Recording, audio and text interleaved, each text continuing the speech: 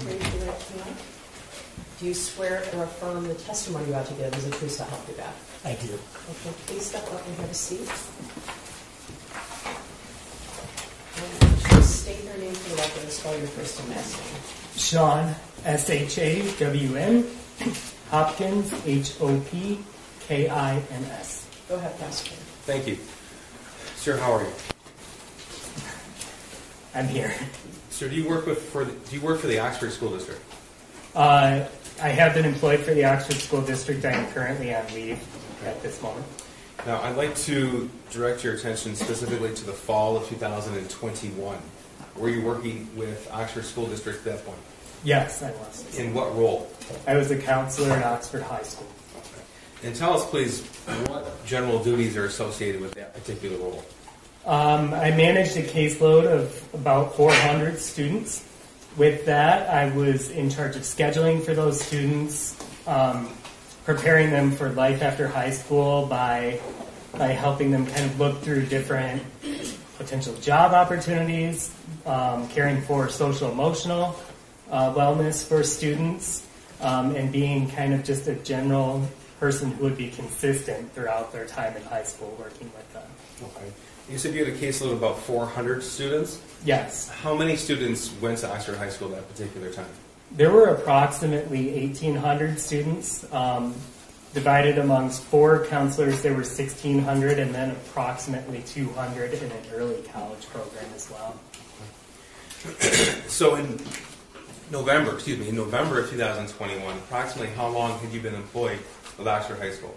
I started as an intern in 2014 and was hired full-time in fall of 2015. Okay. Tell me a little bit about your background, please. I came out of college, graduated with a degree in youth ministry, worked as a youth pastor starting in 2009, and then did that and went back to school for a master's degree in counseling. I graduated with that, actually walked in December of 2014 and started working in the high school thereafter. Okay. Now you mentioned your role included helping students transition into post-secondary either education or employment, scheduling, as well as social, emotional issues. Yes. Would one of those roles take precedence? It would ebb and flow depending on the time of year, but there was never anything that you did that was, this is the most important thing, because it was what student you were with at the time. Okay. To a senior going to college, helping them with that college application took precedence in that moment. To a student sitting in front of you with social emotional needs, that took precedence in that moment. So did you have regular check-ins with students, or was it an as-needed basis? It depended on what it was for. We did have regular meetings with students in regards to scheduling, but when it came to social emotional, that was more of an as-needed basis. Did your role as a counselor involve disciplining students? No. Okay. Who took care of that? That would have been the dean or our administration. Okay. In November of 2021, who was the dean? Nikki Jack. All right. And did you work with him a lot? No, I didn't. He was actually new to the district that year. Okay. So is there a reason why the counselor would be separate from the discipline of students? The counselor's role was to be a student advocate, to remain on the side of the student through difficult situations oftentimes, to give the student somebody that they could build that trust and rapport with, where the dean would be enforcing code of conduct. Okay. What code of conduct? What's that? The standards that are expected to be followed by students. Okay, so a rule. Would that be fair? That would be a part of it, okay. Yes. Yes. Now, in the fall of 2021, was Oxford High School in person, hybrid, or remote? Oxford High School was in person. Okay. Were all students and teachers wearing face masks at that point? Yes, they were. In the fall of 2021, what sort of issues would you face with the students' social emotional health?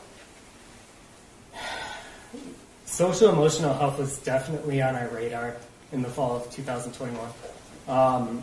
Coming out of COVID, coming out of time being out from school, the anxiety that was associated with that time period, we saw a lot of issues for students. whether it be anxiety, whether it be depression, and in a few cases, it was suicide attempts. Okay. Now, that year, did you encounter any students who actually had attempted suicide? I did. How many? At least 4. Sir, are you familiar with the term suicidal ideation? Yes, I am familiar with that term. Could you please explain to us what that means? Suicidal ideation Here, I'm is... going to object to relevance.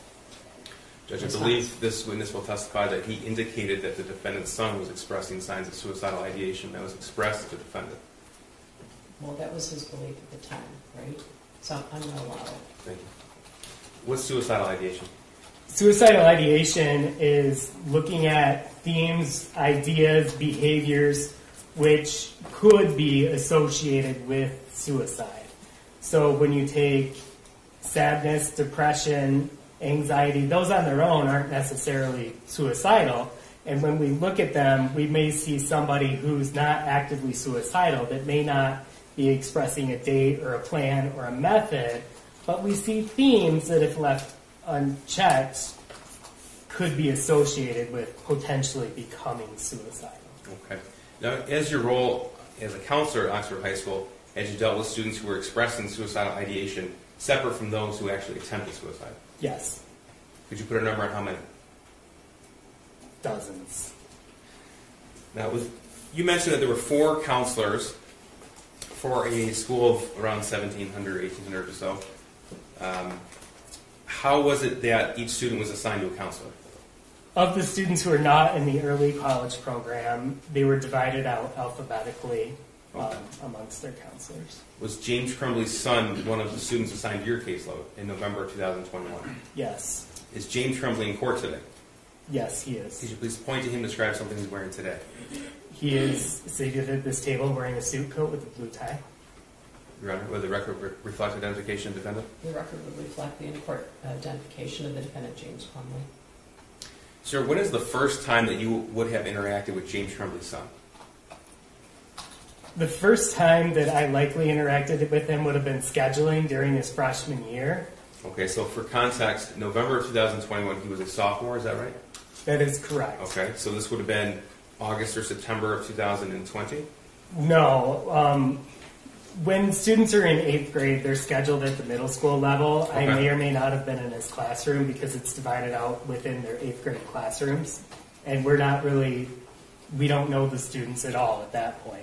Okay. I would have done scheduling with him during his freshman year, approximately February of 2021. February of 21? Yes. Okay. Those meetings were done virtually and were not in depth and were only to discuss their next year's schedule. Do you remember anything about that meeting if you had I it? don't remember that meeting in particular, no. Now I'm going to show you. First of all, if you recall, when is the next time that you had any interaction with the defendant's son?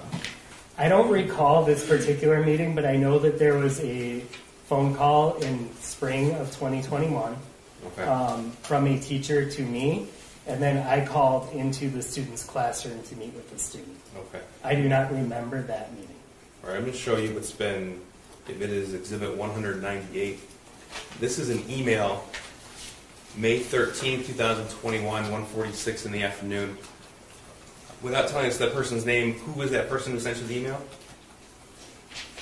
Without telling... Well, does she work there at Oxford High School? She was an English teacher at Oxford High School. Okay.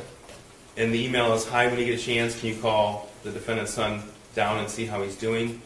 He is failing my class and tries to sleep all the time.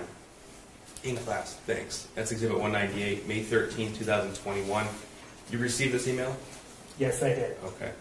And the response from you at 2:07 p.m. is, "I'll catch him before the end of the day." And then her response at 2:08 was, "Thanks, just a little worried." Okay, did you have any interaction with the defendant's son because of this email? I have, through phone records, I called into a student's classroom and called him down to my office. I don't remember that particular meeting. Okay. But at least your recollection is that you would have had that meeting.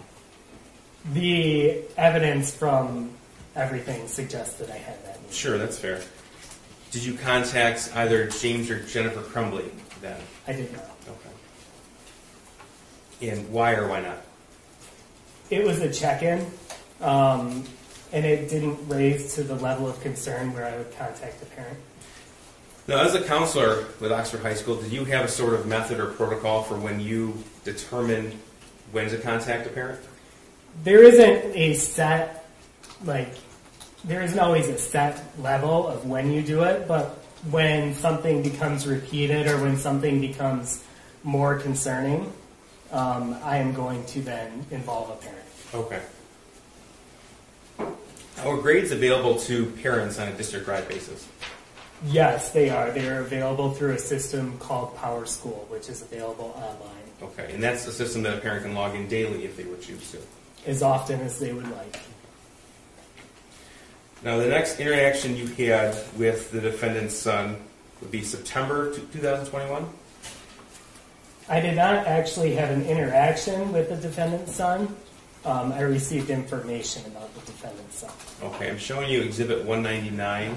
This is an email from a different teacher to you, September 8th, 2021? Yes. Okay. And why don't you go ahead and read the email here that you received. Hi, Shawn. Could you please touch base with student? In his autobiography poem, he said that he feels terrible and that his family is a mistake. Unusual responses for sure. Okay, that is September the 8th, 2021. Do you recall any interaction with the defendant's son at that point? I do not. Okay. Now, do you recall any meetings, check-ins, or phone calls from September to November of 2008 or 2021? No. So to give context on this, what I did was have a conversation with the teacher to gain a little more context of what was meant by the email. And then the teacher filled me in that the student was actually joking with others in the class, and that it was not at the level of concern that she had believed when she sent the email. Okay, so if I'm correct, then you received the email, then you made contact with the teacher who sent you the email? Yes. Okay, and then the determination was made that no further involvement was required? Correct. Okay. I'm going to show you this is your response. Thanks for the heads up. I'm in senior meetings throughout the day, but we'll try and catch up with him. That was to the same teacher, September 8th, 2021, 9:15? Yes, that is correct. This is People's Exhibit 200. This is November the 10th, 2021. The same teacher emailed you, hi Shawn, the defendant's son is having a rough time right now. He might need to speak with you. Do you recall that email? I do. Okay. And tell us what you did when you received that email. I checked in with the student in the hallway in between classes to just let them know that if they were having a hard time, that I was available to talk to. Okay. And here's your response at 4:44 p.m. I'm sorry, I was in a meeting through the end of the day. I'll catch up with them. Yes. So you recall that interaction with the defendant's son? Yes. Okay, tell us about that, please. It was in between classes.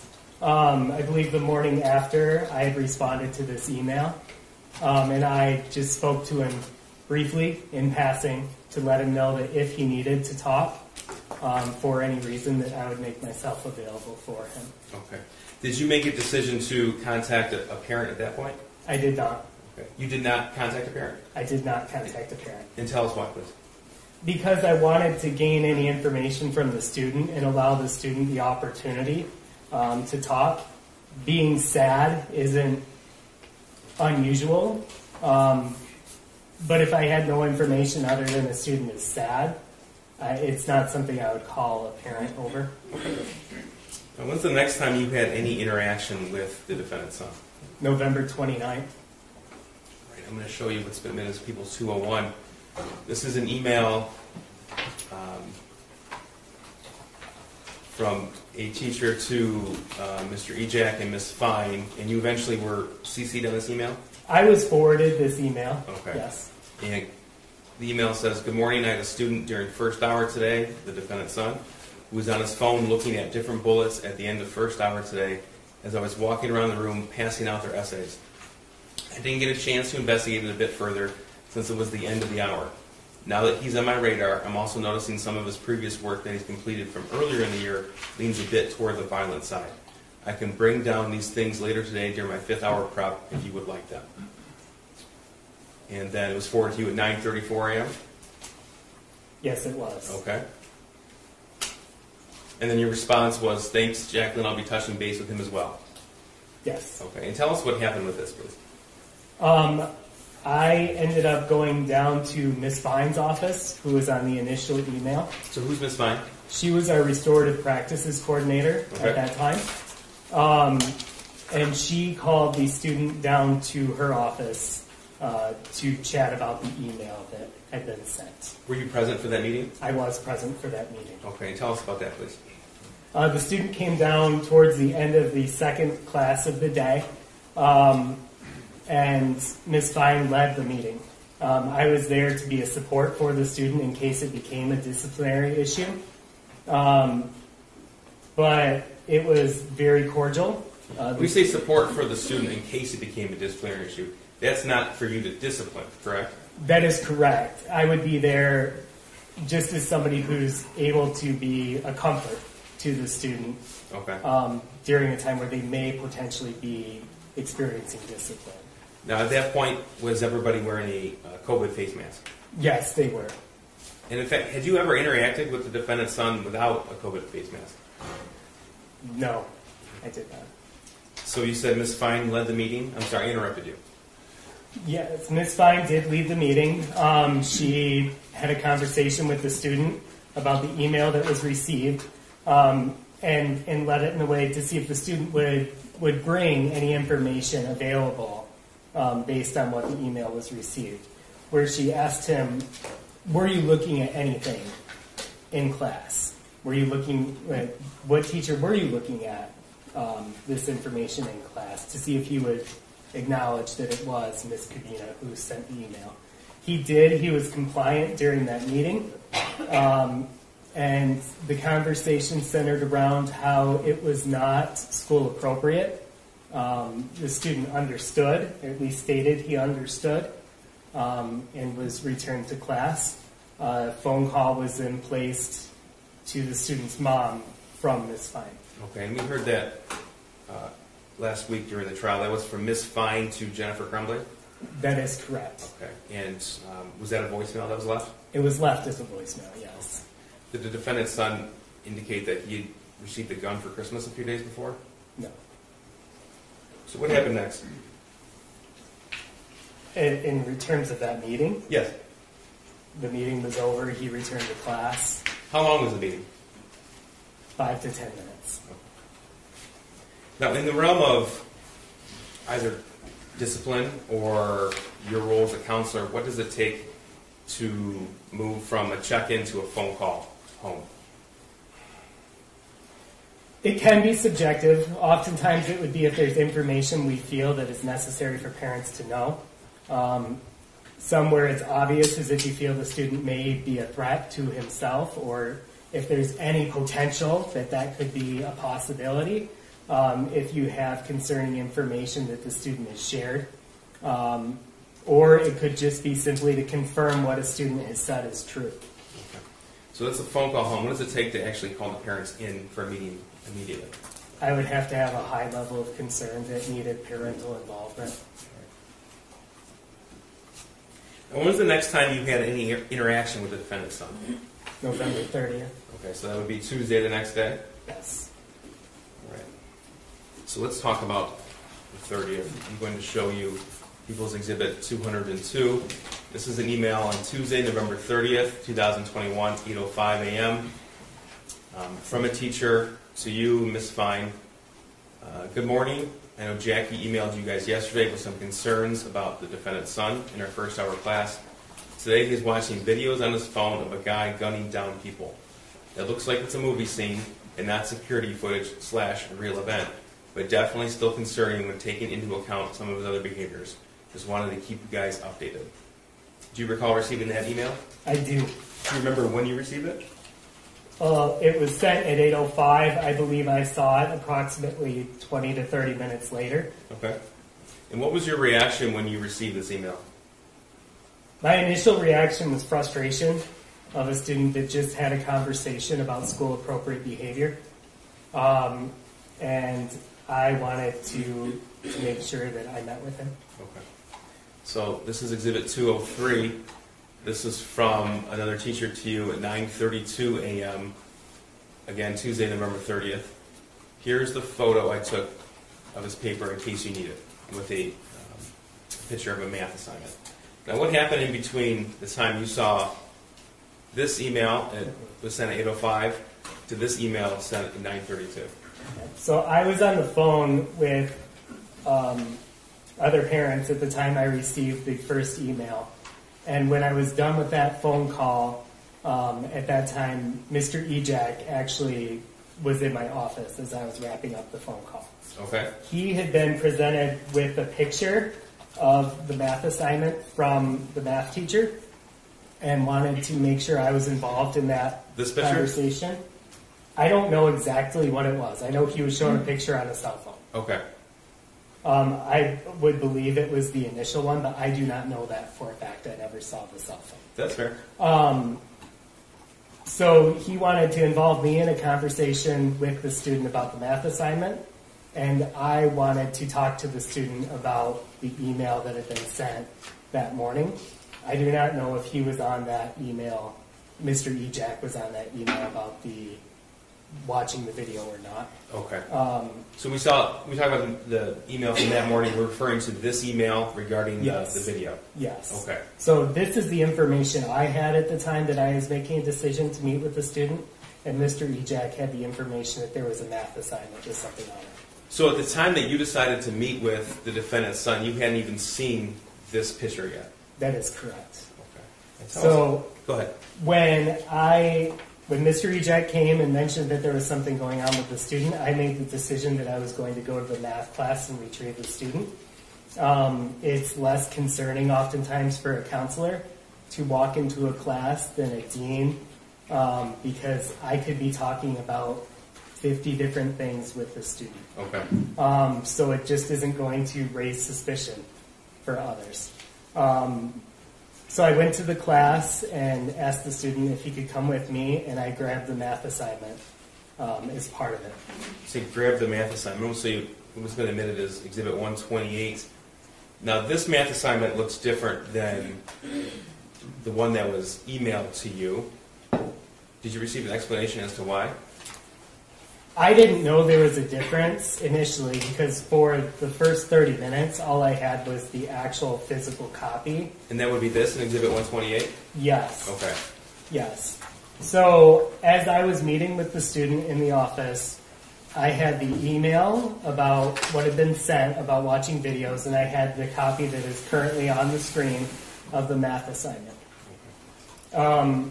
So I initially asked the student what was it that you were watching in class? Why am I receiving an email from a teacher one day after I know you just had a conversation about what's appropriate in school and what's not? The student told me he was watching a video game on his phone. Not uncommon, also not school appropriate, especially given the context of what we had just had in the conversation. Okay. So we had a conversation about making that good choice and making wise choices. And then I grabbed the math assignment and I put it in between the student and I. So Mr. Ejak was actually in that meeting as well. He sat kind of off to my right. The student was across from me, across from my desk. And I asked him, okay, so we can talk about, making good choices in the classroom, but let's talk about this. And I put the assignment in between us. And what stood out to you when you saw this? Well, I wanted him to explain it to me, but some of the things that actually stood out to me the most were what was written on it. Because I read something like, the thoughts won't stop, and I could read help me underneath it being crossed out. Is this the part right here that I'm highlighting? Yes. Okay. I read harmless act. I saw what looked like one body, and my initial concern was that this student's drawing some things that lead me to think he might hurt himself. Okay. So I asked him to explain what's on here, because I didn't want it to just be me interpreting what he wrote. I wanted to hear what he had to say about it. And he told me initially that it was a video game, that he liked drawing video game characters, liked liked that area of entertainment and that he wanted to go into video game design. So then I told him, okay, you can tell me that, but let's explain these words. Here you write the thoughts won't stop. Here you write harmless act.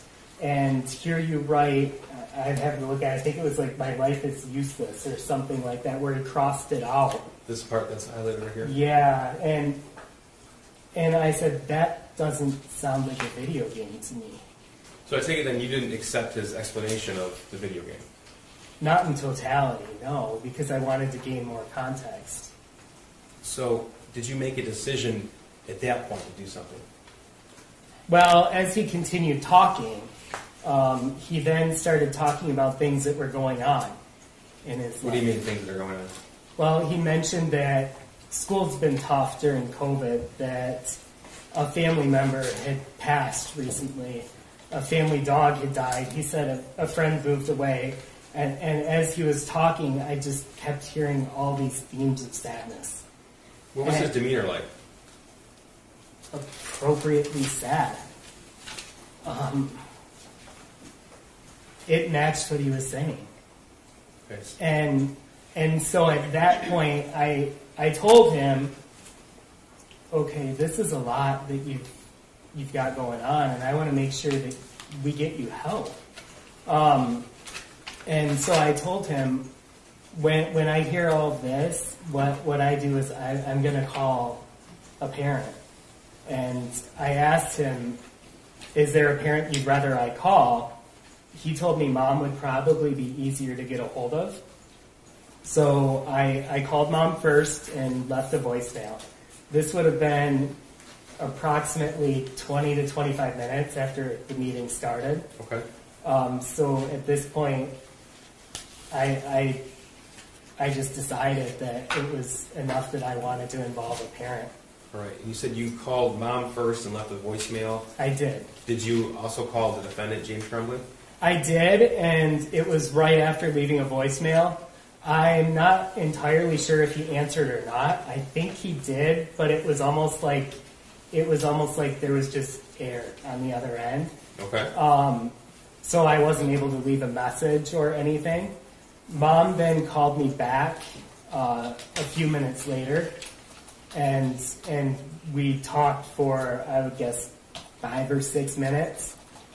She was on speakerphone with her son for a brief part of that conversation, and I asked her to please be able to come in, that I had some concerns I wanted to go over.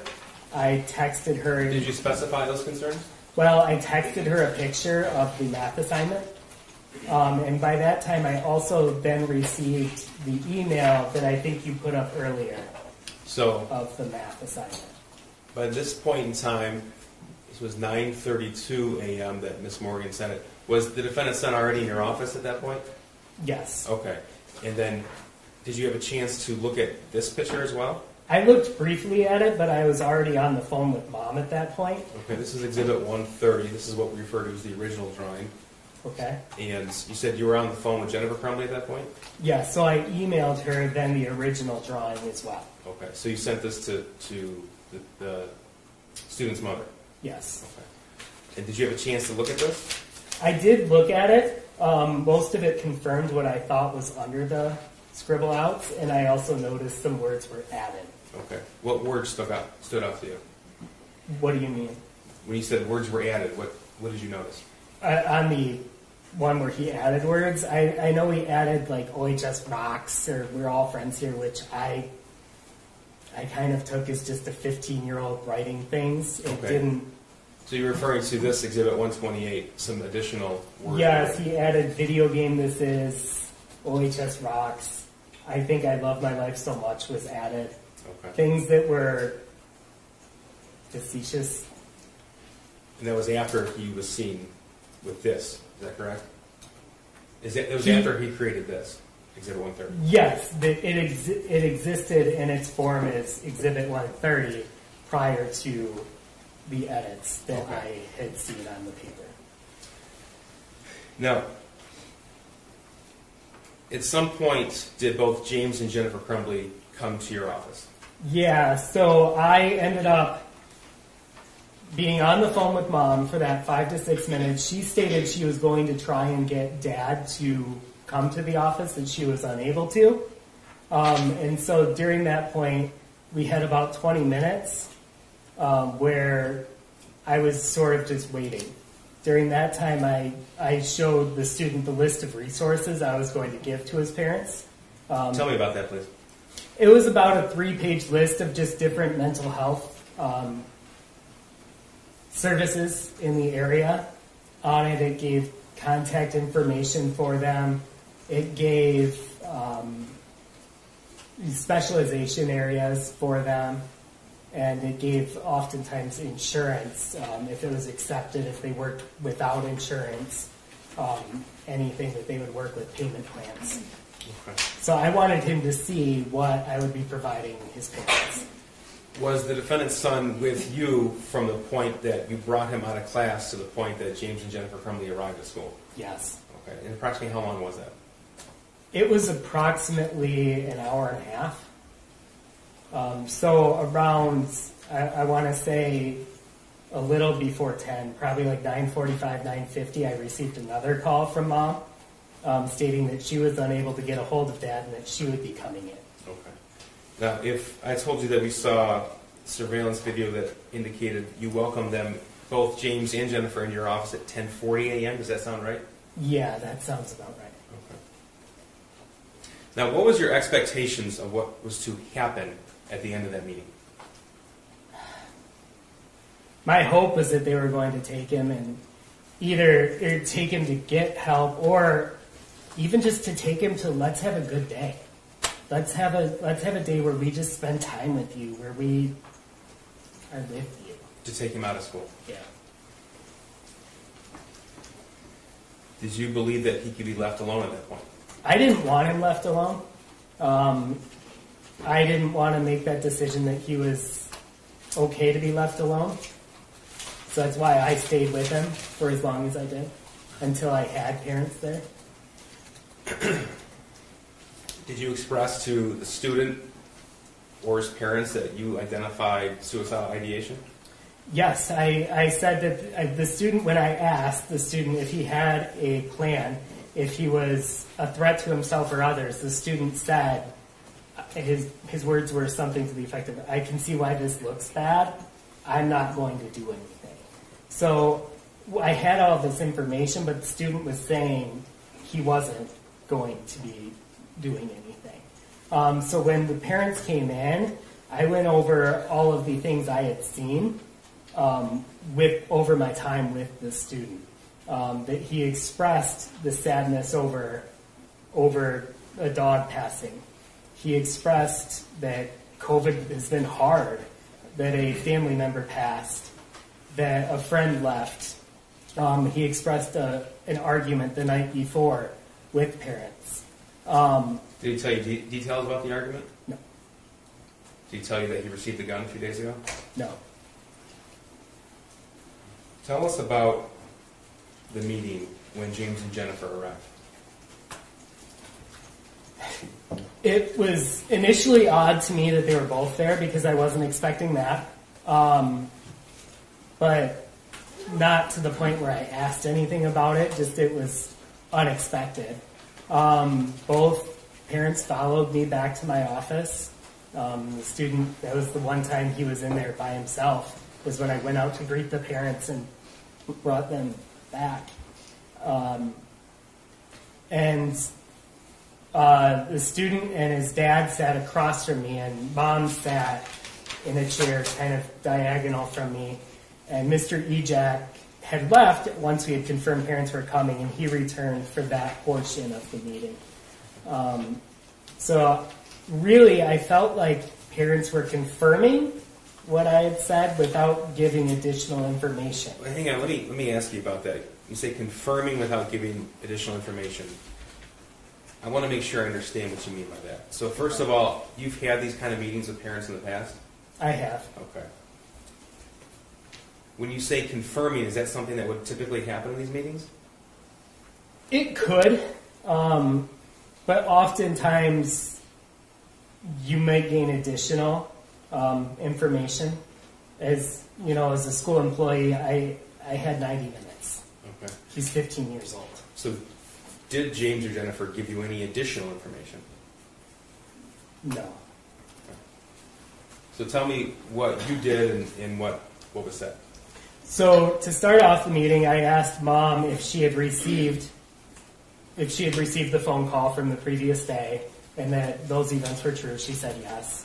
I talked about how the student had expressed these different areas of sadness, that his dog had passed, yes. Family member had passed, yeah. Friends left. And all of those were just confirmed. Was there any details about the circumstances of the friend leaving and the impact on their son? I didn't know any details about it. No. They didn't share any with you? No. Okay. I'm sorry. I interrupted again. Go ahead. It's okay. So a lot of it was, I felt like I was bringing information and they knew it, but I wasn't gaining information. So at that point, I know I handed Mom the list of resources and said I'd like him to get support outside of here. I'd like him to get help and have somebody that he can talk to. And Mom made mention that they would, but they couldn't right away. So I told Mom that I wanted him to get help as soon as possible, today if possible, and was told that wasn't possible. Okay, told by James, Jennifer, or both? By Jennifer. Okay. James, at that time, to my memory, was talking with his son. Do you recall what he said? I remember it, yes. He was looking at the math assignment with his son. When you say math assignment, are we talking about It's this the hard copy. So we're referring to this, Exhibit 128? Yes. Okay. And he was talking to his son and mentioned that, you have people you can talk to. You can talk to your counselor. You have your journal. We talk. And it felt appropriate at that time, but... At that point, did he share any details about anything you had discussed? I don't recall any additional details, no. But my concern at that point was that there wasn't any action happening. When his wife said that they can't, did he protest that? No. So you said you had a concern that no action was happening, so what did you decide to do? Well, I told them that with getting help, I said I wanted to see movement on within 48 hours, and then I'd be following up. Okay. So if the shooting didn't occur, what was your plan? I was going to meet with the student the next morning and see if they had conversations about it, if they had made some plans to move towards some sort of therapy. And if that didn't occur, what were you going to do? I was going to call Child Protective Services. Now, generally speaking, within Oxford High School, is it preferred to send the student home when an issue arises, or keep the student at school? I'm not sure I understand what you mean with that. So you didn't call the police? As a counselor, I can't send a student home anyway. But you didn't want him to be alone? I didn't want him to be alone. So in this context, my thought was when parents were saying they had to return to work, I wanted to make sure the student was with people. Because my concern was him. Was his well-being and his ability to be safe and cared for. Did James Crumbley elaborate at all on the fight they had the night before? No. Now, how long did tell us how the meeting ended. Jennifer asked if they were done, which felt abrupt. And during that time, the student had also expressed interest. He wanted to go back to class. I asked Mr. Ejak if there was any, from a discipline standpoint, is there anything you need to do? Is there any reason he can't go to class? And I was told no. So I wrote him a pass to return to his end of his third hour. Okay. And Jennifer asked, are we done here? Did James protest at all? No. So tell us what happened as you wrote the student that passed. I told the student that I cared about him and wanted him to know that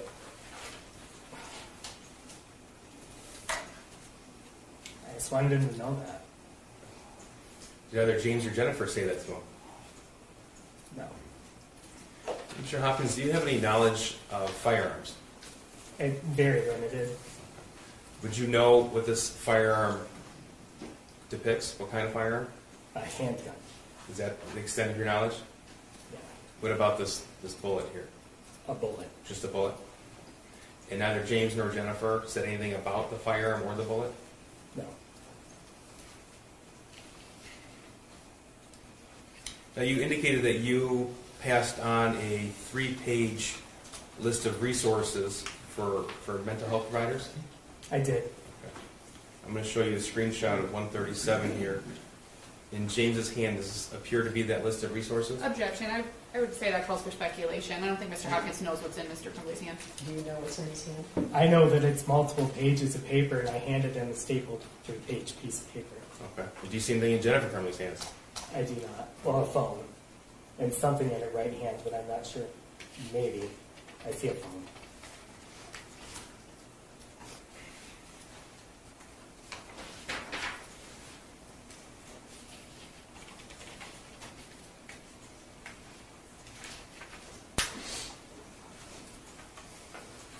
Now, in years as a high school counselor, how many times have you had to call a parent in and tell either mom or dad or guardian that you identified suicidal ideation in their child?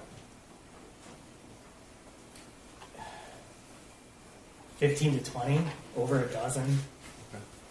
Any of those meetings, did a parent fail to take their child home? I can't think of any, no. Now, you indicated this was a confirming responses from James and Jennifer Crumbley. In those other meetings, were parents sharing information? Oftentimes, yes. Oftentimes parents would come in and want to paint a more complete picture of their student, of their situation. Oftentimes, all the time, I feel parents know their kids better than I do.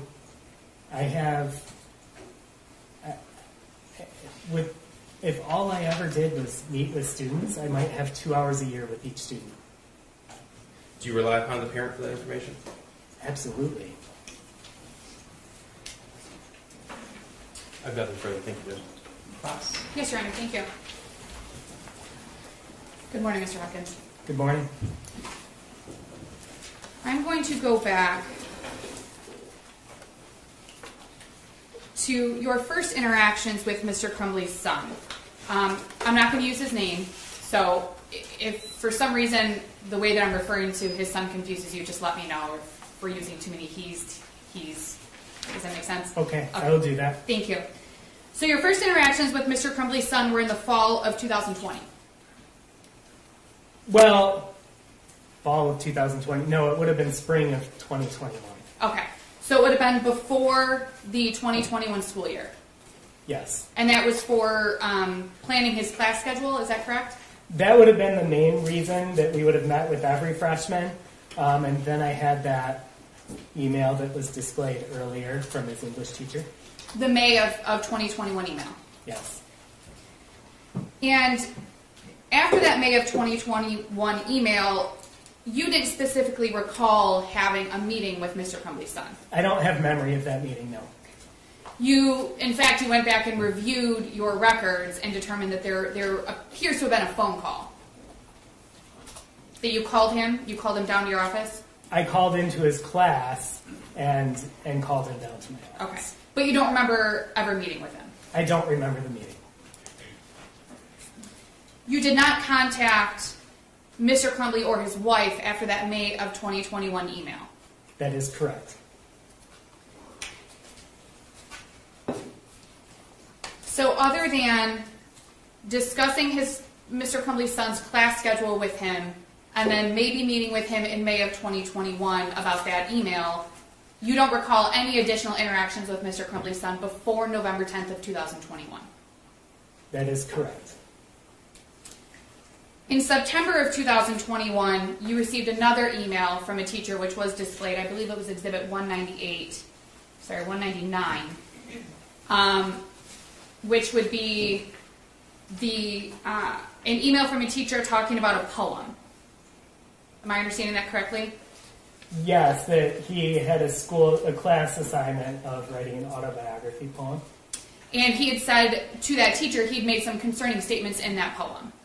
Yeah, so if I can give a little more context to this was actually a Spanish class, so the poem wouldn't have even been in English. Okay. So he used words in Spanish? That is my understanding after talking to the teacher. And the Spanish teacher had concerns about the Spanish words that he used? That is my understanding based on the email. I also followed up with the teacher and gained further context about it. Right, and as a result of gaining further context, you were not concerned? Because the teacher lowered the level of concern for me, yes. So even though your response that you were going to catch up with Mr. Crumbley's son, even though that's in the email, you didn't actually meet with him because you had the conversation with the teacher? That is correct. Again, you didn't notify James Crumbley or his wife about the teacher's concern in September of 2021? No, I did not. And you didn't forward them the email? No. And that was because in your mind, based on the information that you had, there was nothing to be concerned about? Well, I just gained further context from the teacher and made the decision based off of that information. And had no concerns?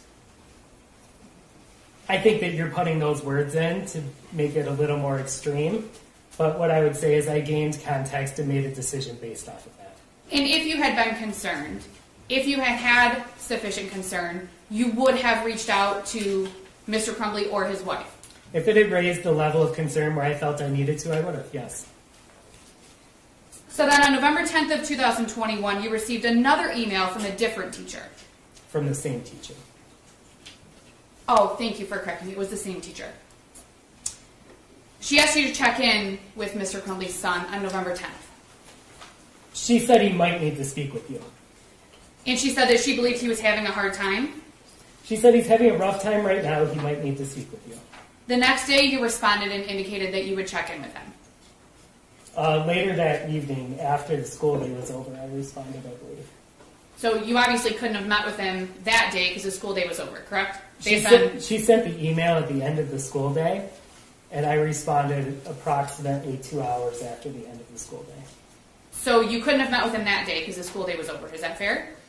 He would not have been there. So you would have met with him the next day? Yes. And do you believe that you did meet with him on November 11th? Yes. You spoke with him in the hallway? Yes, I caught him in between classes. You simply told him that you were available if he needed to talk? Yes.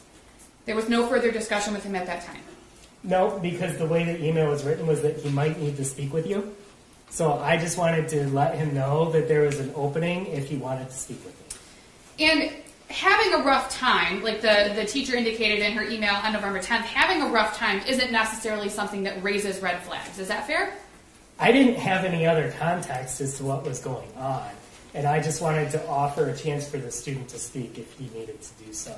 And his response, if you recall, was something along the lines of, okay, thanks, okay. And I'm not asking you to quote him because I don't know if you remember, but it was not an uncommon response. Does that make sense? Yeah, it was a normal response given the situation. You did not email James Crumbley or his wife about that November 10th email, correct? I did not email them, no. Or the November 11th brief meeting with their son? Correct. You did not forward that email to Mr. Crumbley or his wife? I did not. So then the next interaction that you had with Mr. Crumbley's son was on November 29th of 2021, and that was a Monday, if you recall? Yes, that would have been a Monday. You were forwarded another email that was sent to Nicholas Ejak and Pamela Fine. Is that correct? Yes, I was. And this is the third email you've received from a teacher since this school year began, if you recall. Yes, it would have been. September of 21, November 10th of 2021, and now November 29th of 2021. The email advised that Mr. Crumbley's son was looking at bullets on his phone at the end of class. Could I see the email? Yes. Exhibit 201. This is just the forward, so it doesn't have the actual email in it. You were advised that that was the concern, was that Mr. Crumbley's son was looking at bullets on his phone. I believe that to be true, but this email you have on the screen isn't the one that says that. Correct. The email doesn't say it, but you were aware that that's why the teacher was concerned, Could and I that's why see the that teacher was email? emailing. I don't know if that's in the email. That email was displayed earlier, I think. It was sent to Mr. Ejak and Ms. Fine. That was the one. It's at Unless the bottom. oh, there we go. Thank There you. we go. Thank you. Yeah, so this is the email I was forwarded.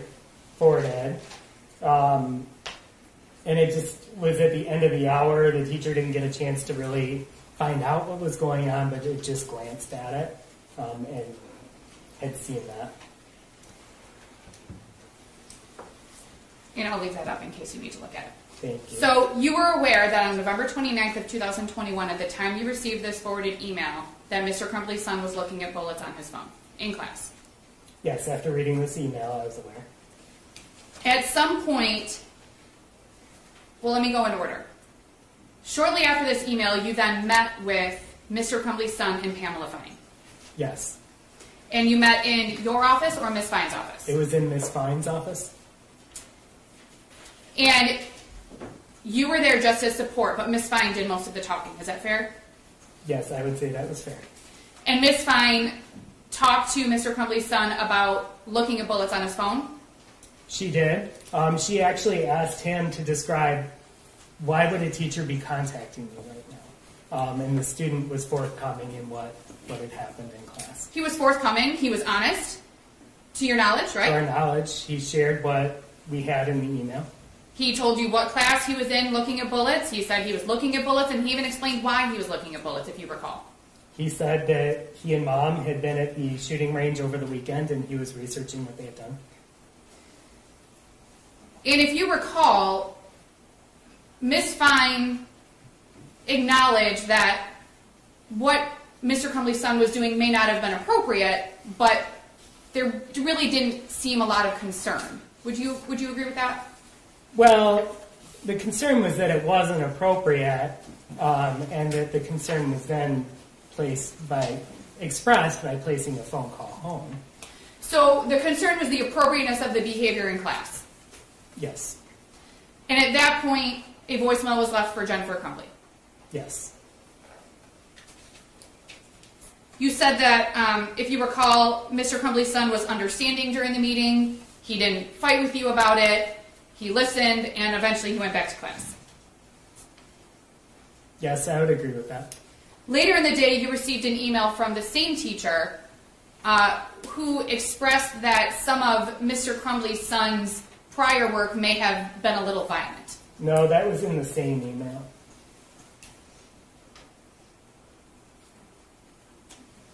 It's in the same email? It is. Or was it in an email sent later in the day? No, it's in the same email from that morning. It was up on the screen. It's at the bottom of it. The one that was originally sent to Mr. Ejak and Ms. Fine. Yes. That was later forwarded to you. Yes. You didn't see any of those assignments prior to meeting with Mr. Crumbley's son. That is correct. If you had seen those assignments, it probably wouldn't have changed your approach to the meeting, correct? Because the approach was really more about the appropriateness of the behavior. Is that I fair? mean, it's a hypothetical of what we would have done. We acted on the information we had. And the information that you had was that he was looking at bullets in class. Yes.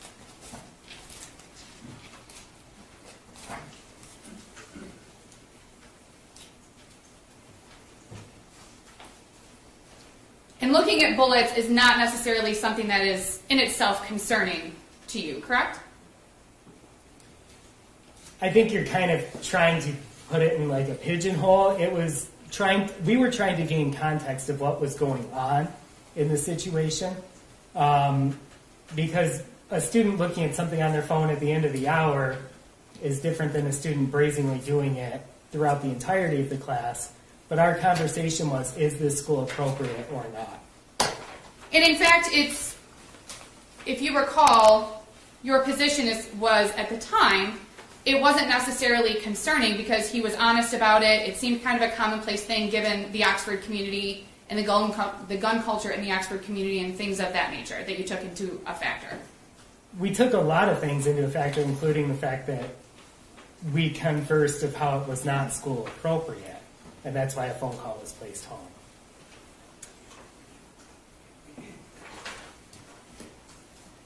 As I just indicated, the Oxford area was and may still be a hunting community if you know. Okay. I'm asking. People hunt who live at Oxford. In 2021, you would classify it as a hunting community. I would say that there are people who are hungry, yes. Activities with guns were a common hobby in 2021, if you know. I mean, there were people who had guns as a hobby, yes.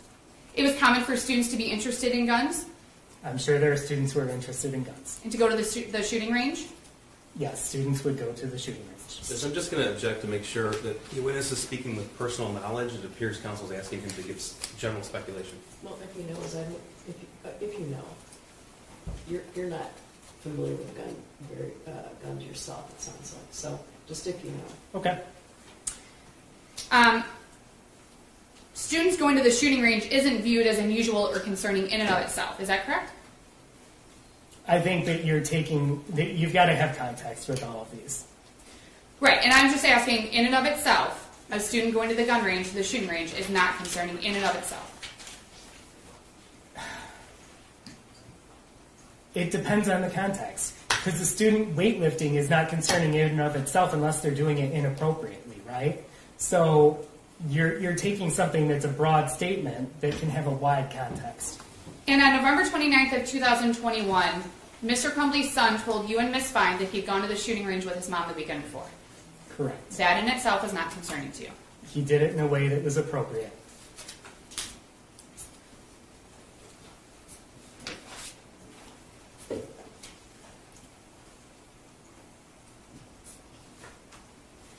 You would agree, and can you refresh my memory, how long were you in the Oxford School District as of 2021? 7 years. And in that 7 years, you learned that many households had firearms in the household. Would you agree with that, if you know? What is many? There are people More who than own 10? guns. There are people who own guns. Okay. And you, as a counselor at the school, you were aware of that? Yes. It wasn't completely unheard of? No. It was also relevant when looking at the situation, it was also relevant for you to note the fact that Mr. Crumbley's son was not hiding that he was looking at the bullets, or didn't hide it from you when he spoke with you and Miss Fine. Well, he didn't lie about what had happened. And that was important to you. Yes. As a result of the meeting with Miss Fine, with you and Miss Fine, Mr. Crumbley's son was not disciplined. To my knowledge, no. There was a phone call placed to his mother, which we've talked about. There was a voicemail left. You did not yourself call Mr. Crumbley. I did not. You did not forward him the emails that you received. I did not. You don't know if that voicemail was ever shared with Mr. Crumbley. Is that fair? Well, we talked about it in our meeting the next day. Okay. On the 29th, you don't know if Mr. Crumbley was ever made aware. I would have no way of knowing that. Right. You wouldn't know. You responded to the situation of Mr. Crumbley's son looking at bullets on November 29th on his phone with the information that you had. I did. And from what you knew at the time, other than the behavior being inappropriate for school, you didn't see anything else that might have been concerning. Well, and I want to make clear, I wouldn't be the one doing discipline in this situation. So... And I'm asking, and let me clarify, I'm just asking from a counselor's perspective. I'm not asking for discipline. You clarified that Mr. Eject did discipline. And Ms. Okay. Fine. So could you repeat your question, please? Yes.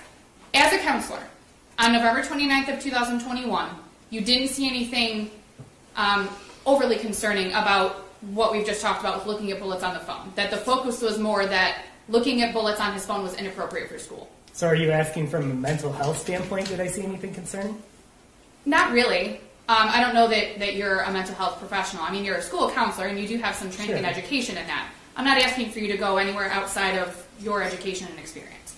Just as a high school counselor, sitting in Ms. Fine's office with the information that you had, you didn't see a bunch of red flags. We've talked about, and let me give you some, let me go over it a little bit. You've discussed that you know that there are households in Oxford that have firearms in them, right? Yes, there are.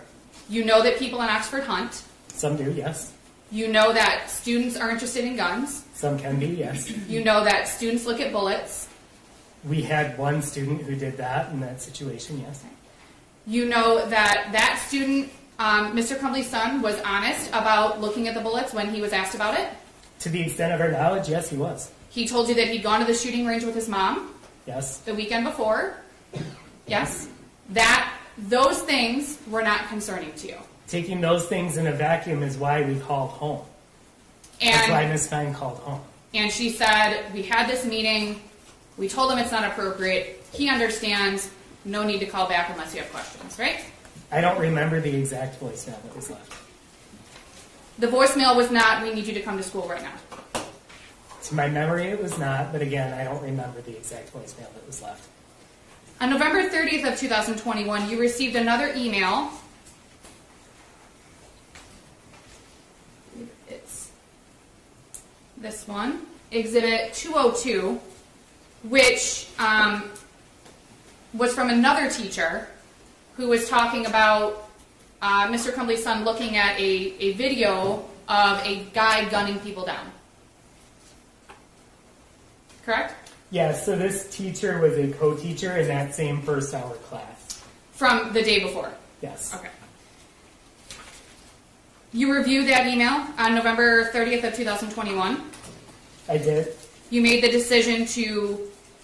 I think you said you didn't see it for about 20 or 30 minutes. I didn't. I was on the phone, and I actually responded to it while I was on the phone. And then upon ending that conversation, was going to go meet with the student. And this is the fourth email that you've received about Mr. Crumbley's son since the beginning of the 2021 school year. Yes. The third email in 2 days.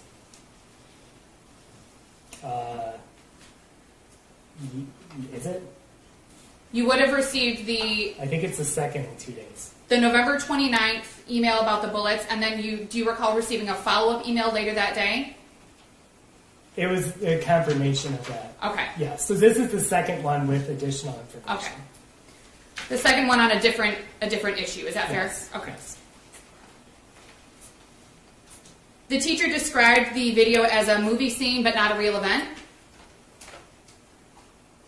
Yeah, she said it looks like it's a movie scene and not security footage / a real event. She expressed some concern based on, quote, some of his other behaviors. Yeah, but definitely still concerning when taking into account some of his other behaviors, yes.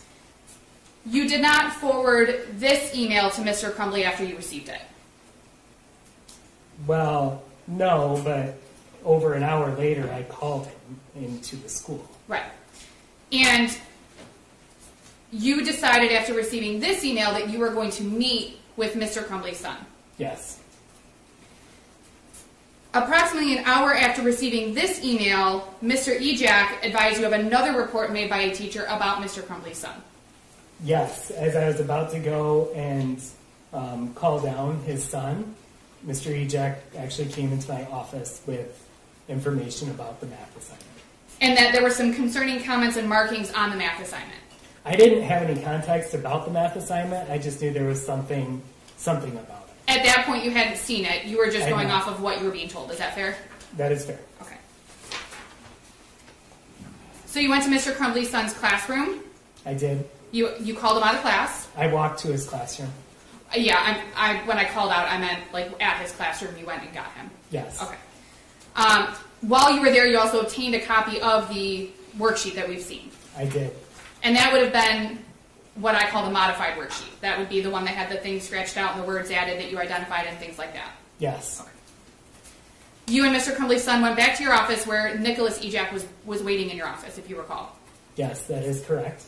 It was at that point or shortly thereafter that you called Mr. Crumbley's wife. Approximately 20 minutes into our meeting, yes. So you met with Mr. Crumbley's son for about 20 minutes. Yes. It was during that meeting that Mr. Crumbley's son told you about his family member passing away, He did? about his dog passing away, Yes.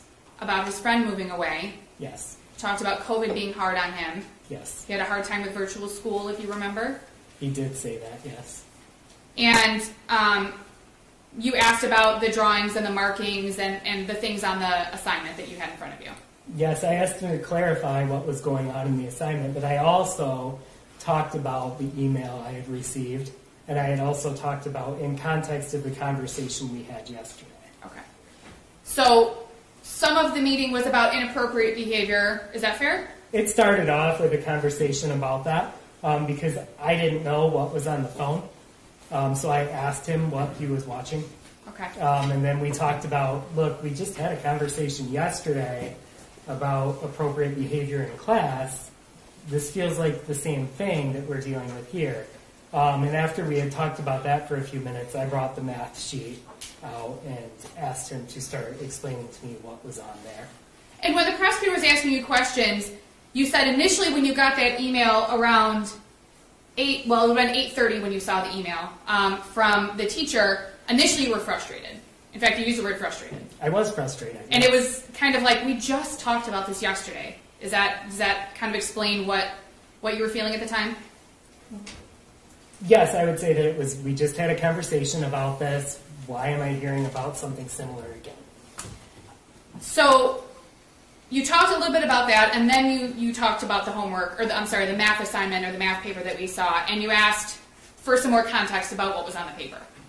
Well, initially I asked him to just describe what was on the paper, and he started talking about how it was a video game, that he liked designing them, liked drawing them. And then I asked for him to explain the words on it, because I didn't feel those were as easily explained by simply stating, well, it's a video game. And in fact, you said that you didn't want to give context to his words. You didn't want to assume what he meant. You wanted to hear from him what those words meant. Yes. And he gave context. He did. That's when his demeanor changed from kind of being like, what do I have to say to get out of here and just not get in trouble, to he became sad. And you used the word appropriate to describe his level of sadness based on what he was telling you. The way he was acting matched what he was saying. To me, it's sad if a family dog dies or a family pet dies. It's sad if a relative dies or a friend moves away. So his demeanor matched what he was saying. And again, in and of itself, being sad is something that you talked about you saw an increase of after COVID in your students. Do you recall that? Yes.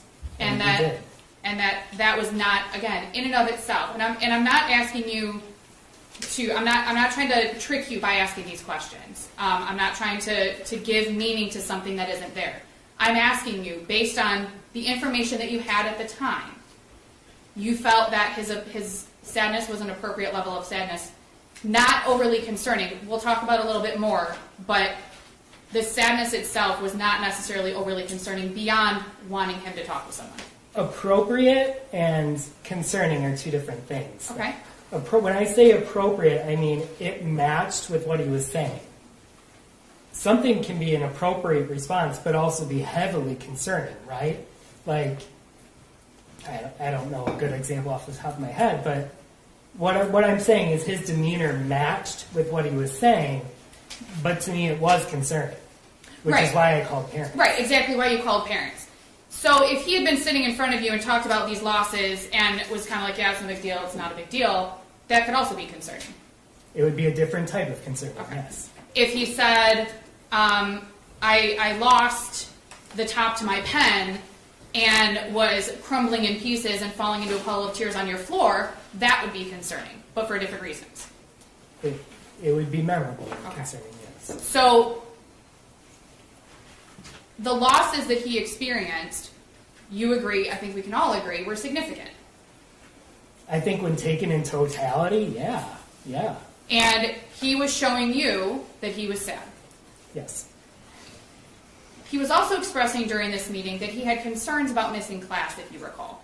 He did, especially as after classes changed, which is a normal thing. He expressed that he was worried about missing his chemistry class, which was his next class after the math class. So during that time, Mr. Ejak went and retrieved his belongings and went to go get homework for his chemistry class. And I'm going to go over that in just a second, too, but if you recall, and I don't know if you pay close attention to your students' attendance, but if you recall, Mr. Crumbley's son had pretty good attendance. He did. He didn't miss school a lot. No, he did not. If you recall, his grades weren't great. No, but he was on track for graduation. He was passing. I believe he was failing one class at the time, and it was not by much. So he was close to passing all of his classes. One of them he was failing, but close to passing. Yes. So his attendance and his grades obviously were not overly concerning to you.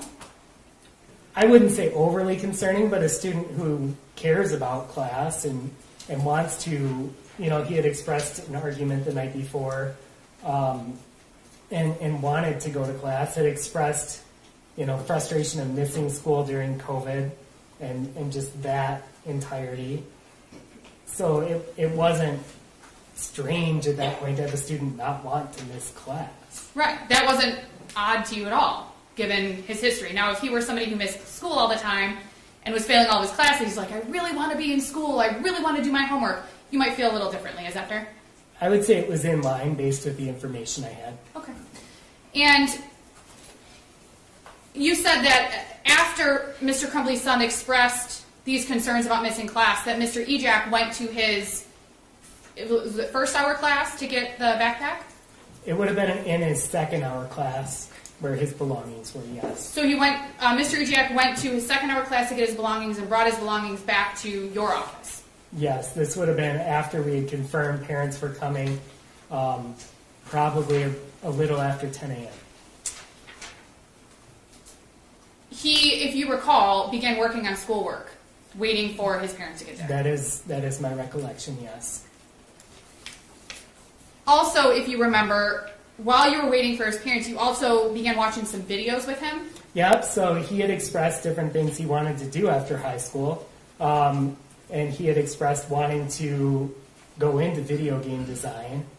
I know that when students are waiting for parents, it can be high anxiety time for them. So I wanted to try and engage him as best as I could.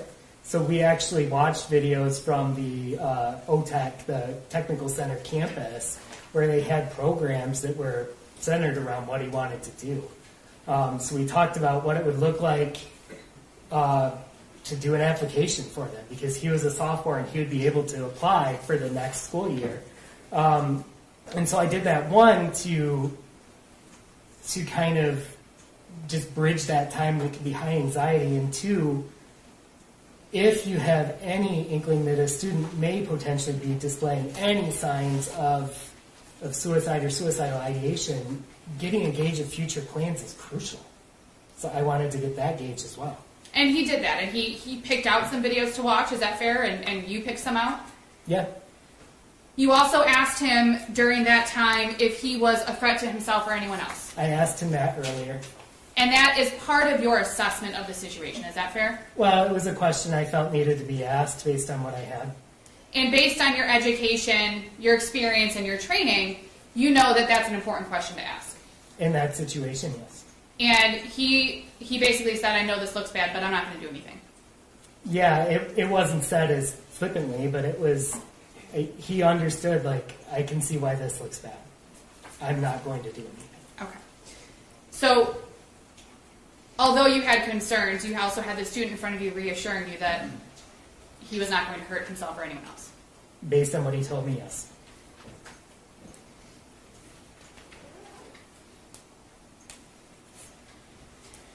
Mr. Crumbley and his wife arrived at approximately 10:30. I think that there was some time lag between them getting to the school and actually getting into your office of about 10 minutes, if you recall. Okay, I don't know when they arrived at the school. I know when they arrived to my office. Their son was in your office when they got there. Yes. Mr. Ejak came into the office after Mr. Crumbley and his wife came into your office. Yes. Okay. Because at some point he'd left while you were sitting with Mr. Crumbley's son. He left once we had confirmed that parents were coming. Mr. Ejak comes back in. When Mr. Crumbley and his wife walk in, I just want to lay the room out a little bit. So there's your desk. You're on one side. On the other side was Mr. Crumbley's son. Yes. There was a second chair in front of your desk. Yes. Mr. Crumbley sat in the second chair next to his son. Yes. And then Mrs. Crumbley sat in a third chair that was available in was it behind Mr. Crumbley a little bit? So there were two across from my desk, and then there was one that was kind of off on a corner, Okay. and that's where she sat. Your office was not the size of this room, is that fair? Yeah, that is fair. Okay. Fairly small? It's not small. It's a decent-sized office, but it had space where there were two seats across from me, one seat kind of on a kitty corner, a door, and then some space kind of off to what would have been my right as I was sitting in my office. And Mr. Ejak would have been kind of off to your right, is that fair? Yes. Okay, so he wasn't sitting in one of the 3 or 4 chairs with your chair. He was kind of off to the side. That is correct. You testified when the prosecutor was asking you questions that while you were talking with Mrs. Crumbley, that you recall Mr. Crumbley was interacting with his son. I do. You said that Mr. Crumbley looked at the math assignment, the modified math assignment, because that's the one that you had, that he looked at the modified math assignment with his son. That is correct. They looked at it together, and that he showed concern for his son. Yeah, it felt like he was interacting with his son, and that he mentioned some things that were available for his son. And we'll talk about that in just a minute. You felt that Mr. Crumbley's interactions with his son, that he was showing the appropriate level of care and caring for him at that point in your office. Yes, on a surface level, yes. Yes. You confirmed that Mr. Crumbley's son had gone to the shooting range the weekend before. I did. You confirmed that he'd had those losses. He lost a family member, his family dog, and a friend had moved away, that he experienced all those things in the year of 2021. I also asked, and he had mentioned an argument the night before as well. And they told you about the argument. They confirmed that there had been a disagreement, yes. It's not uncommon for 15-year-olds to argue with their parents, is that fair? In a surface level statement, yes, that can happen. Mrs. Crumbley also confirmed that her son had struggled with virtual school during COVID. She did. And that confirms what Mr. Crumbley's son had also told you about not liking virtual school. Yes. You told Mr. Crumbley and his wife that, well, let me back up a little bit. You told the prosecutor that your hope was that Mr. Crumbley and his wife would take their son out of school, either get him to see someone to talk to, or to go have a really fun day. My words to them were, I'd like him to get help as soon as possible today, if possible. And so you expressed to them that you wanted him to get help as soon as possible today, if possible. Yes. And Mrs. Crumbley said, we can't do today, we have to go back to work. Yes. They assured you, though, or at least you felt assured, that they were going to get him help. They were not against it, and they made it seem as if it would be something that they would be willing to do. Okay. So you handed these 3 sheets of paper to one of them. They didn't toss it in the garbage, right? Not in front of me, no. Right. They didn't scoff about it and say, we're not doing this. They took the paper. Right. So you had no reason to believe that they weren't going to get their help, either at some point, get their son help, either some point that day or as soon as possible. Based on the conversation, no, but that's also why I planned the follow-up meeting with the student the next day, was to ensure that there was some movement. And you planned the follow-up meeting kind of in and I don't mean this in a disrespectful way, but you kind of planned that in your head, like, this is my next step. Yes. Okay. You didn't express that during the meeting. No. In the meeting, you expressed that you were going to follow up in about 48 hours. Well, because when Mom said that today wasn't an option, I said 48 hours then, I'll be following up. Okay. So in your mind, you had some kind of timing that you were going to follow up to make sure that things were being followed through on. obviously we know that first check-in point didn't come. But you told them within 48 hours you wanted something done by the next morning, and based on your meeting, you didn't have any reason to think that Mr. Crumbley or his wife were not going to follow up. I would agree. Essentially, you wanted to ensure, and I believe that you expressed this to Mr. Crumbley and his wife, wanted to ensure that their son's situation and his sadness didn't get worse. Right. I wanted to ensure that we had something that, if left unchecked, could get worse. Right. So, sitting in the meeting, you weren't concerned necessarily that day, or even by the next morning, that their son was going to harm himself. Based on what he had told me, I did not believe him to be actively harming himself, no. Or anyone else. Based on what he had told me, no.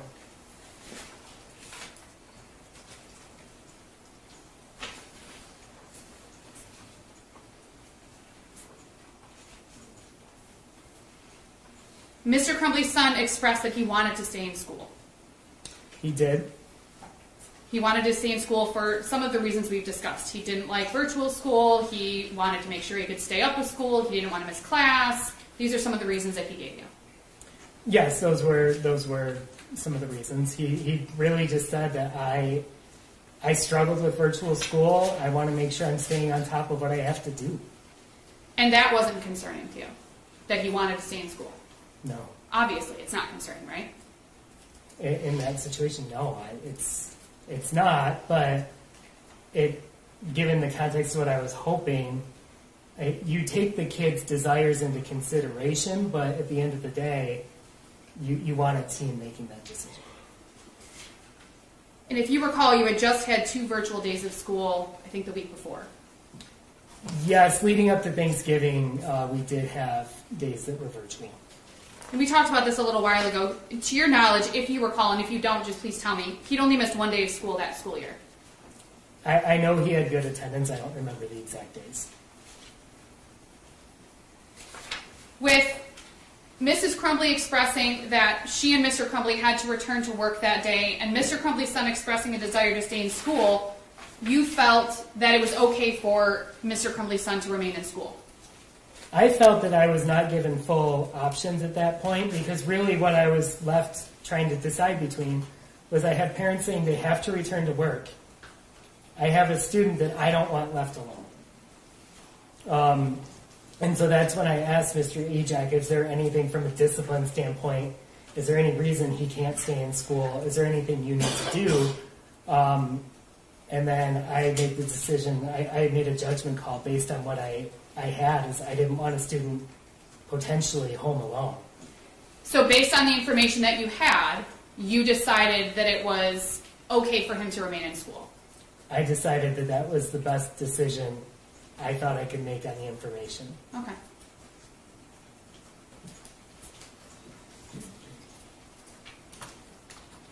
Based on that meeting, Mr. Crumbley's son, to your knowledge, was not contemplating suicide. You said that he had suicidal ideations, but that's different than being actively suicidal.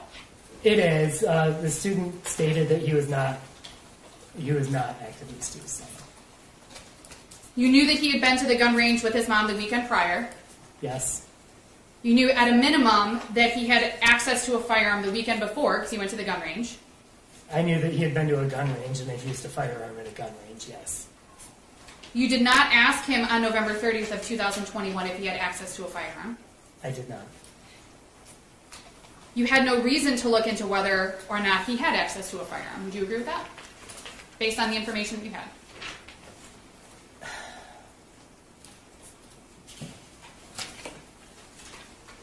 It's easy to go in hindsight on a lot of things. Based on what my concerns were, I was concerned about student well-being. And again, you said it's easy to go in hindsight. So we know what happened within a couple hours of this meeting. Sure. We all in this courtroom know what happened. It's easy for us to look back and say that different decisions could have been made, right? I made the decisions I made based on the information I had. At the time. At the time. You don't have the benefit of hindsight at 10:40 or 10:50 a.m. on November 30th of 2021. Is that fair? I had 90 minutes of information. You suggested that his parents find a therapist for him to talk to or evaluate him. I did.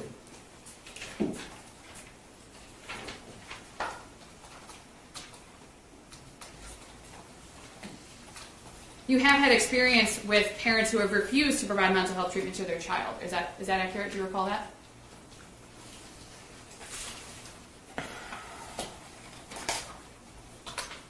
Off the top of my head, I'm not recalling a specific instance of that. If it occurred, do you remember testifying previously about that? I don't know. Okay. Would reviewing your testimony on that help to refresh your recollection? If we want to bring it up, sure.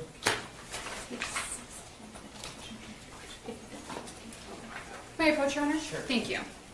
If you would like to read the highlighted portions, Mr. Hopkins, thank you. You can just read that to yourself and let us know if it refreshes your recollection. All right?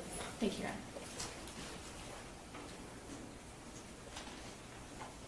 Yeah, so I had asked, like, if it's occurred, and I say it's not overly common, but I'm sure it does happen. But I'm giving a for instance of what we would do in that type of situation if it were to happen. May I approach, Your Honor? Sure. Thank you. So reviewing, based on what you just said, reviewing the transcript has helped to refresh your recollection.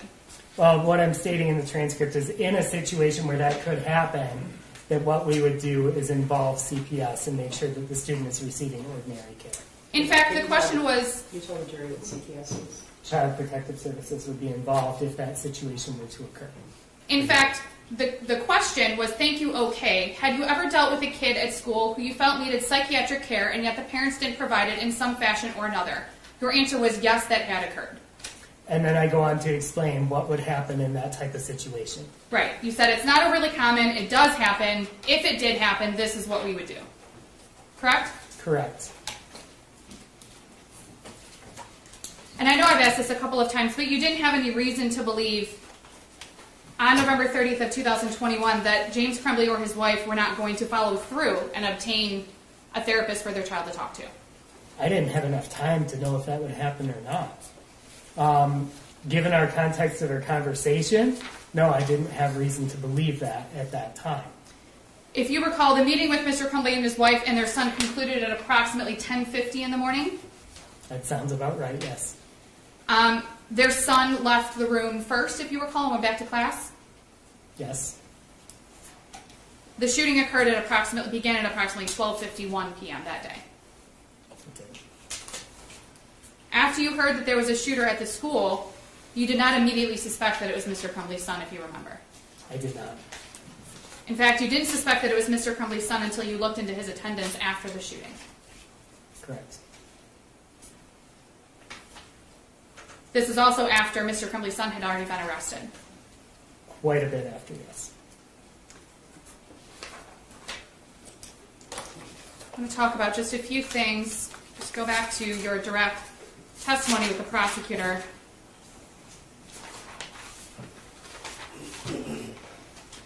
Said that calling a parent in is a high level of concern. Yes. And that could be a concern for appropriate behavior. It could be, yes. It could be a concern for the student's well-being. It could be. It could be a concern that the student needs immediate care or help. Yes. It could be for any number of reasons. A high level of concern is dependent on the situation. Is that fair? Yes, I would agree.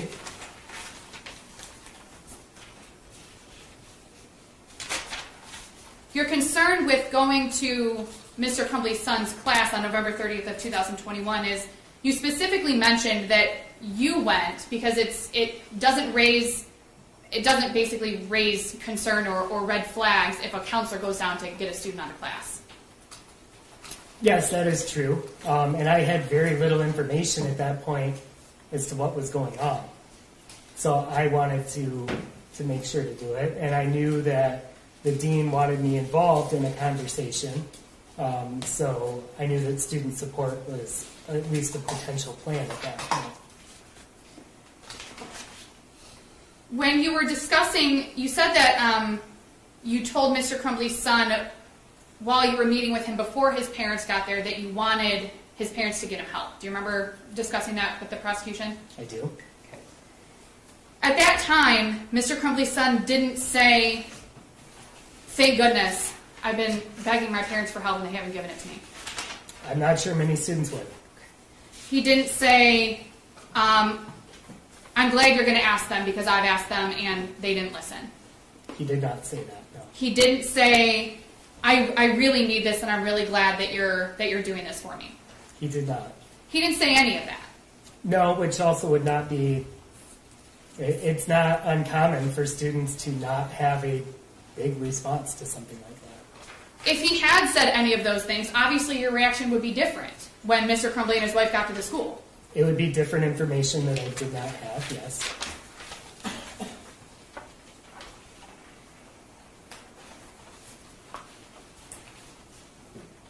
And when Mr. Crumbley and his wife were at the school, they also didn't say anything about, or Mr. Crumbley didn't say anything specifically about, wow, son, you really did need some help. You've been asking me for it, right? No. The discussion was simply looking at the math assignment, the modified math assignment, and then Mr. Crumbley expressing to his son, you know you have people to talk to, right? That was a piece of it over the 10 minutes, yes. That they've talked. Mr. Crumbley and his son have spoken. He did say that they talked. When discussing the impact of Mr. Crumbley's son's friend leaving, you don't know that Mr. Crumbley's son had ever expressed how significant that impact was on him. Is that fair? Until sitting in your office. I had very little context, even when he was in my office, over what that was. All I knew is that a friend had left recently and moved, and that was hard. You indicated on your direct testimony with Mr. Keese that Mr. Crumbley mentioned you have people you can talk to, we talk, and then mentioned something. Your testimony was that his son mentioned something about a journal, or I'm sorry, that Mr. Crumbley mentioned something about a journal. Mr. Crumbley's statement to my recollection was, you have your counselor, you have your journal, we talk. Mr. Crumbley didn't say your journal, you know, the one that's in your backpack. No. He didn't say the one that you always keep with you. No. He didn't say a color. No. He didn't describe it at all. No. So, to your knowledge, based on that conversation, you can't say that Mr. Crumbley's son knew what his son's journal would look like if he had a journal, based on that conversation. No, I had no knowledge beyond that there was an existence of some sort of journal.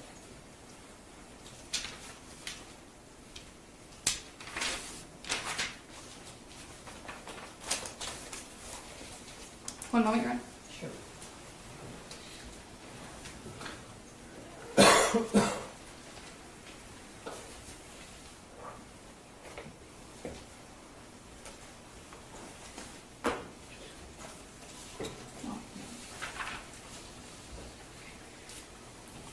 Mr. Hopkins, you made decisions on November 30th of 2021 based on your education, your training, and your experience, correct? That was a piece of it. Also based on the information that you had in front of you, That was a majority of it. which included 4 emails from teachers in approximately 2 months regarding Mr. Crumbley's son, That was a part of it, yes. concerns that those teachers had raised, Yes, that was a part of it. much of which you did not share with Mr. Crumbley prior to that November 30th meeting. Is that fair? Correct. It was shared during the meeting. Based on all of these things, you did not believe that Mr. Crumbley's son was an immediate danger to himself, I did not believe that, no. nor did you believe that he was a danger to anyone else. Based on the information I had, no. I have no further questions. Read that. Thank you. Mr. Hopkins, it appears that information and context would be important to you in these kinds of meetings. Yes, it would. Okay. Now, did James Crumbley tell you that November 30th wasn't the first time that his son asked for help? No. Did James Crumbley tell you that his son asked for help in April of 2021? No. Did James Crumbley tell you that, despite that, never once was an appointment with a medical health provider set up? No. Did James Crumbley ever tell you that as early as June of 2021, his son had obtained his own firearm? No. Did James Crumbley tell you that his son had been begging for a 9mm firearm? No. Did James Crumbley tell you that his son actually sent him a screenshot of a 9mm for sale a few weeks before the meeting? No. Did James Crumbley tell you that his son actually obtained a 9mm just 4 days before this meeting? No. Did James Crumbley tell you that the 9mm he obtained looked identical to the 9mm that he drew right here on this picture? No. Did James Crumbley tell you that he worked for DoorDash, he hadn't begun work that day, and he could have taken his son home? No. Did he tell you that when his son was talking about his friend leaving, it was actually his only friend? No. So you took what you learned from the defendant's son, you described those losses he felt as significant, I did. and that's without knowing all that information? Yes. You mentioned that you would hope that a decision about a student would be made by a team. I did. Who's on the team? The student, the parents, and any caring adult at the school. And did either James or Jennifer Crumbley share any information with you? I did not. Had they of, what would you have done? Objection, Your Honor. Speculation. She asked the same question on cross. Did you ask that question? She asked, what would you have done? Talking about calling CPS and such. I no, actually, that was related to if they had. Well, she asked if they had not obtained treatment for their son Yes. by the following day or within 48 hours. If they had refused, if they had refused to obtain mental health treatment, what would he have done? Not. I'll rephrase, Judge, that's fine. Mr. Hopkins, you testified earlier that your plan was to call Child Protective Services within 48 hours? Yes, And that's based upon just the information that you learned from the defendant's son? it is. Would this meeting have ended differently had you known all the other information that we just went through? Objection, Your Honor. Speculation. I think it does call for speculation. I believe he can offer a definitive answer here, Judge. A definitive answer about what would have happened if they had not contacted a therapist. Is that what you mean? No, Your Honor. He's asking about a definitive answer for what Mr. Hopkins would have done if there had been additional information. And Your Honor, can we approach? Can we approach, please? Okay, can you turn off the audio?